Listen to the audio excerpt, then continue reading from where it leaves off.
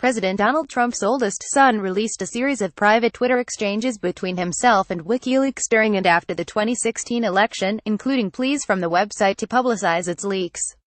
Donald Trump Jr.'s release of the messages on Twitter came hours after The Atlantic first reported them Monday. In the exchanges, some of them around the time that the website was releasing the stolen emails from Democrat Hillary Clinton's campaign chairman, WikiLeaks praises his father's positive comments about WikiLeaks and asks Trump Jr. to release his father's tax returns to the site. The revelations are sure to increase calls in Congress to have Trump Jr. testify publicly as part of several committee probes into Russian interference in the 2016 election. And they add a new element to the investigations that have been probing for months whether Trump's campaign colluded in any way with the Russian government.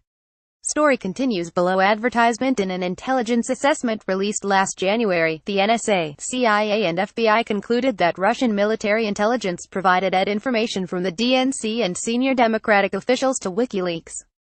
WikiLeaks has denied that Russia was the source of emails it released, including those from Clinton's campaign chairman, John Podesta.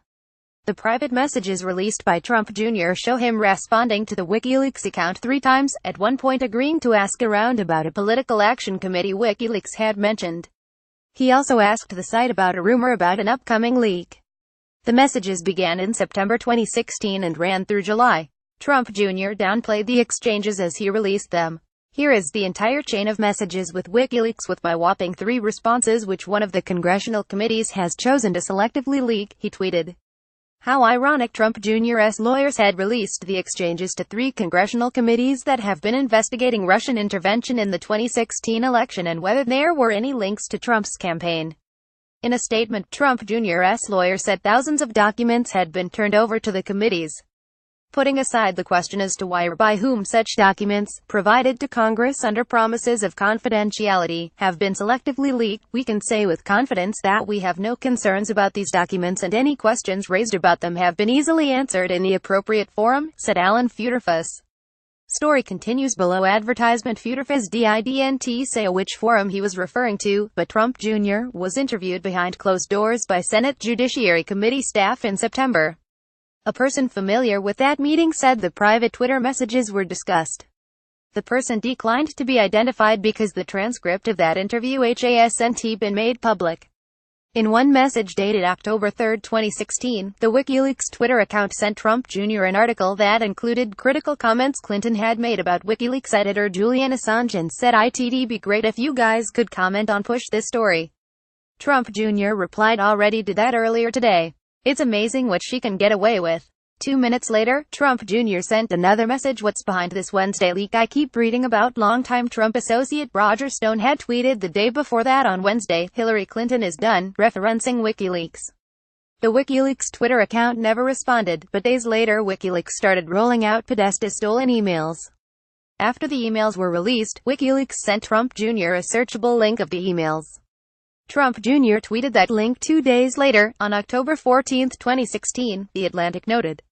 Story continues below. Advertisement. The rest of the messages are one-sided, with WikiLeaks sending Trump Jr. messages through July 2017. They include praise for his father for mentioning them on the campaign trail, a plea to release Trump's taxes to the site, and advice on Election Day that Trump should not concede if he lost. One message suggested Trump encourage Australia to appoint Assange as U.S. ambassador. In July, the Twitter account messaged Trump Jr. to ask him to give the site emails surrounding a meeting he and other Trump associates held with Russians during the campaign. Trump Jr. then released them himself. Vice President Mike Pence responded quickly to the revelations, issuing a statement through his press secretary that he knew nothing about the situation. The Vice President was never aware of anyone associated with the campaign being in contact with WikiLeaks, said spokeswoman Alyssa Farah. He first learned of this news from a published report earlier tonight. Assange tweeted after the Atlantic report that he couldn't confirm the messages but then defended them after Trump Jr. released them. WikiLeaks appears to beguile some people into transparency by convincing them that it is in their interest, Assange tweeted. Democrats swiftly reacted to the report, saying Trump Jr. should provide more information.